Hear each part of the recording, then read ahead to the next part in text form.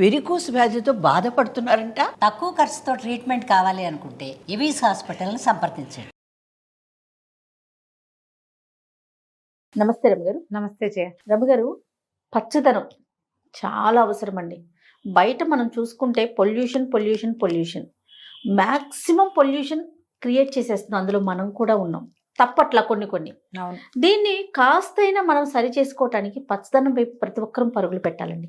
మీ దగ్గర ఏమైనా ఐడియాస్ ఉంటే షేర్ చేయండి. పొద్దుటిపూట పార్కులకి వాటికి వాకింగ్కి వెళ్ళండి. సూపర్. ఎక్కడికైనా వీకెండ్స్ తిరగలిగే అవకాశం ఉంటే చక్కగా మనకు హైదరాబాద్ నగరానికి చుట్టుపక్కల తోటలు మనమే సొంతంగా వెళ్ళి కూరలు కోసుకోవడానికి వెసులుబాట్లు అలాంటివి ఉన్నాయి. వాటన్నిటిని యాప్ చేయండి. పిల్లల్ని తోటల్లోకి మొక్కల్లోకి మధ్యలోకి తీసుకెళ్ళండి. మీ ఇంట్లో మేడ మీద కింద పక్కన పైన అవకాశం ఉంటే శుభ్రంగా కూరలు గైర్లు మీరే పెంచుకోండి. పొద్దున సాయంత్రం వాటి మధ్య తిరగండి. ఒకవేళ లేదు, మన బాల్కనీలోనే పచ్చదనాన్ని మెయింటైన్ చేయండి. ఇంటింటా హరితవనం అలాంటివి ఏమిటో వచ్చినాయి కదా, ఏమిటో మన ఏమంటారు, మన మేడ మీద చేయి మిద్దె తోటలు అవకాశం ఉంటే చేయండి. మిద్దెలకి అపార్ట్మెంట్ జనం అంతా ఒప్పుకోరు, కొంతమంది ఒప్పుకుంటారు. ఒప్పుకుంటున్నారమ్మా. ఒప్పుకున్న అపార్ట్మెంట్ల నిండా తోటలు ఉన్నవి నేను ఒక 15 అయినా చూసా. ఒక 3-4 నన్ను పిలిచారు, మా మేడం మీద తోట ఉందండి రండి అని. మా దాంట్లో ఒప్పుకోలేదు. మేము పెట్టుకున్నాం మొదట, ఒప్పుకోలేదు. అదైపోతుంది ఇదైపోతుంది ఏమిటో అయిపోతుంది అన్నారు. సరే ఏమైపోతుందో తెలీదు, అలాగే డ్రైగానే ఉంచుకున్నాం. మేము కిందేవో కాసిన మొక్కలు ఉన్నాయి అంతే. మా బాల్కనీలోనే మేమేవో మొక్కలు పెట్టుకుంటూ ఉంటాం. బాల్కనీలో మొక్కలు ఉన్నాయి మాకు. నేను ఇంత తోటకూర, అంత పాలకూర, బచ్చల కూర ఏవో ఒకటి పెంచుకుంటూ ఉంటా. ఇప్పుడు ప్రస్తుతం బచ్చల కూర ఫుల్గా కనపడుతోంది. అప్పుడప్పుడు కాకరకాయలు 10 కాకరకాయలు, 15-20 బుజ్జి టమాటాలు అవి కాస్తున్నాయి బాల్కనీలో. ఇంకా శ్రద్ధగా చేయడానికి అంత సమయం లేక చేయలేకపోతున్నాను నేను. చేస్తే నాకున్న 2 బాల్కనీల్లో శుభ్రంగా వారానికి ఒక 3 రోజుల కూరలు నేను పెట్టేసుకోవచ్చు. ఆ పని చేయండి. తర్వాత అంతంత బాల్కనీలు కూడా లేవు, ఇంట్లో పెట్టుకోండి అమ్మా పచ్చగా హాయిగా. ఇండోర్ ప్లాంట్లు ఎంత బాగా వచ్చినాయంటే ఇప్పుడు ఈ వేళ్లాడేవి, నీళ్లల్లో పెట్టుకునేవి, తక్కువ నీళ్లు పోసినా సరిపోయేది, ఏటెల్లకాలం పచ్చగా ఉండేవి. ఈ స్నేక్ ప్లాంట్ అని, మనీ ప్లాంట్స్ అని ఎన్ని రకాలు వచ్చినాయో జయ. అవన్నీ కూడా ఏంటంటే గ్రీనరీ కంటికి మంచిది మొదటిది. ఇంట్లో వాతావరణం ప్రశాంతంగా ఉంటుంది రెండోది. మూడోది ఆక్సిజన్ సప్లై బాగుంటుంది. పొల్యూషన్ని కొంత అవి లాగేస్తాయి. మనకి వాతావరణంలో ఉన్న కార్సినోజెనిక్ థింగ్స్ని, అంటే క్యాన్సర్ కారకాలైనటువంటి ఒక రకమైన డస్ట్, వాటిని ఈ మొక్కలు లాగుతాయి.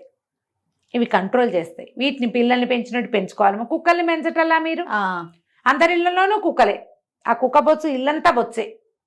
కుక్కలు మంచాల మీద ఉంటాయి, సోఫాల మీద ఉంటాయి, పూజ గదుల్లో ఉంటాయి. బొట్లు పెట్టేస్తున్నారు వాటికి. వైష్ణవనామాలమ్మా నిజంగా.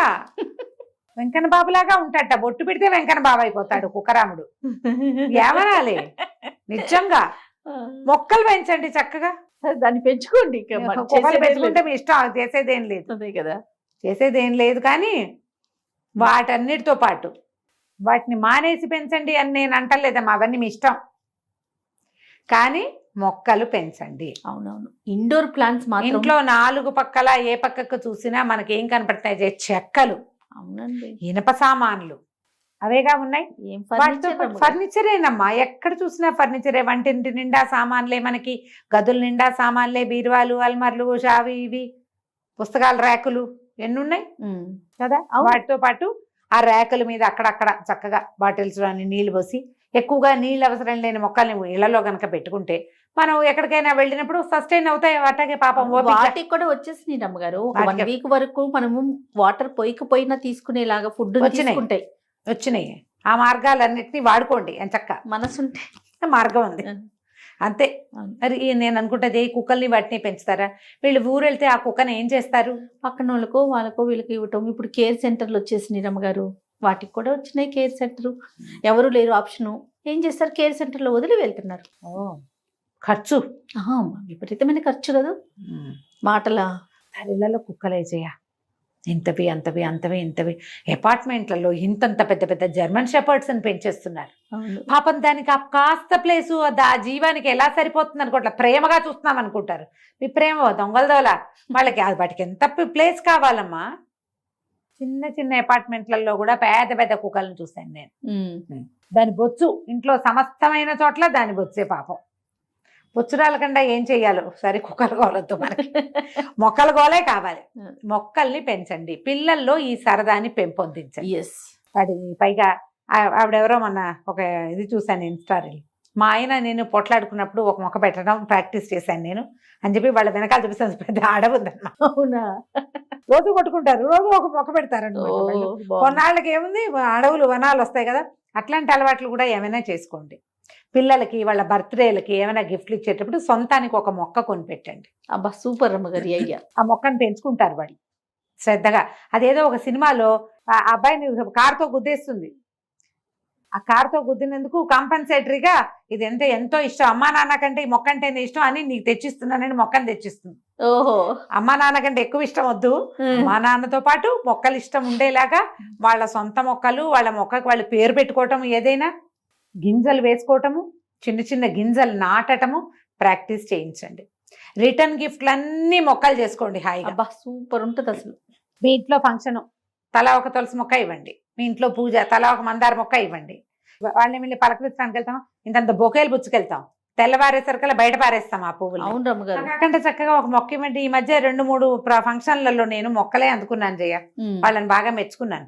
కాకపోతే వాళ్ళు ఇచ్చిన మొక్క పోయింది, నేను ఆ కుండీలో ఇంకో మొక్క పెట్టుకున్నాను. పోనీ ఆ మొక్క పోతే మనం ఇంకొకటి పెట్టుకోవచ్చు కదా, చక్క కుండీ ఇచ్చారు. ఎప్పుడో సత్యవాణమ్మ గారు కూడా ఏదో ఫంక్షన్ అప్పుడు అలాగే తలా ఒక తులసి మొక్క ఇచ్చారు. నేను కూడా మా ఇంట్లో ఫంక్షన్ తులసి మొక్కలే ఇచ్చాం. ఏదో ఒక మొక్క ఇవ్వండి హాయిగా. అవి ఇళ్లలో పెంచుకునే రకం మీరు కాస్త ఖరీదు పెట్టినా దానికి మరణం లేదు, అంత తొందరగా పోవు, ఆకుపచ్చగా ఉంటాయి. మంచి కుండీ కొనిపెట్టండి, లేదా మట్టి కుండీలోనే అవే కొనేసేయండి.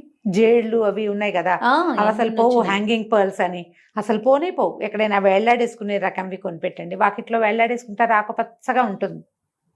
నేను ఈ పక్షులు వస్తే బర్డ్ ఫీడర్ ఒకటి తగిలిచ్చా జయ, ఆ ఫీడర్కి ఒక్క పక్షి కూడా రాదు నా దగ్గరికి. దాన్ని చూస్తుంటా, అది నాకేసి చూస్తుంటుంది అంతే, ఏమిటో రావట్లేదు అనుకుంటా. కానీ ఈ 2 హ్యాంగింగ్ మొక్కలు ఉన్నాయి. ఒక ఈ బుజ్జి బుజ్జి బర్డ్స్ ఉంటాయి చూడు, కిచకి కిచకి కిచకి అని తమాషా సౌండ్ చేస్తాయి, బారుగా ఉంటుంది. అది ఆ హ్యాంగింగ్ మొక్కలో 3 సార్లు గుడ్లు పెట్టింది జయ. 3 సార్లు ఆ మొక్క చచ్చినంత పని అయింది. అది పక్కనే ఉంటుంది, గింజలు తినడానికి రాదు, కానీ ఆ మొక్కలో మాత్రం 3 సార్లు ప్రసూతి గృహం అయింది. అది దానికి ఆ పచ్చదనం కావాలి. కరెక్ట్ గా అందులో ఇలా రౌండ్ గా ఉంటుంది, అందులో పెట్టేసుకుని పిల్లల్ని ఎగిరిచ్చేస్తుంది నెల తిరిగేసరికి. మా మొక్క చచ్చినంత పని అవుతుంది. దాంట్లో నీళ్లు పోయలేం కదా, పక్షులు ఉంటాయి. నేను మళ్ళీ దాన్ని ఏం చేస్తున్నా, ఇప్పుడు 3 సార్లు చేసేది, దాన్ని తీసుకుపోయి నీళ్ళ బకెట్లో పెట్టి వదిలిపెట్టేస్తున్నా.